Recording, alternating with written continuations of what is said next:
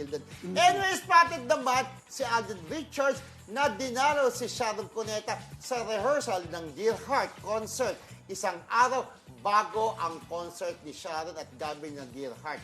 Dahil hindi pala nito nakapanood si Alden dahil siguro sa ibang commitment. Sa TikTok video, kitang sinurprise ni Alden si Sharon with matching flower bouquet at nagyakapan ang matagal ang dalawa na first time magkasama sa pelikulang A Mother and Son Story na isa po sa official entry sa Metro Manila Film Festival 2023. Ay, talipod. Oh, ayan o, di ba? Super close na sila. Nagsimula yun nung gumawa sila ng movie, yung A Mother and Son Story na entry sa Film Festival. Ayan, dumalo siya. Pero ba't ang sabi yata, nakarating naman daw si Alden sa concert, ha?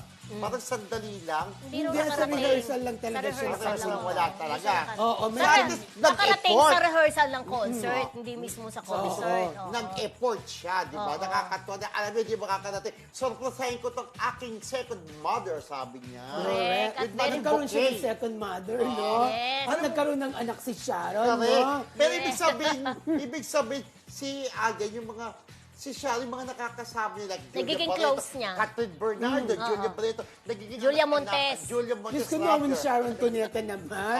Diyos ko parang hindi niyo siya kilala. Oo.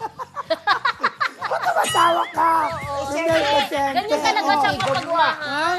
Yung nagkagawa pag mahal si Sharon. Oo, siya, di ba naman? Nakakatuwa ang ganda ng bulaklak. Oh. Sana hindi doon magtapos, di ba? ayun Ang na. kanilang pagiging mag-ina. Kasi di Mag-ina, ba sinasabi ng iba, for yung friendship pag sa taping Kasi alam ko dati, nung after ginawa wala na. nila yung movie with Catherine Bernardo, sila naman yung close. Oo. Eh, ba't ngayon wala na, no? Sana ito magtuloy-tuloy, di ba? Your Heart. Congratulations po, Yes. Your Heart concert. Correct.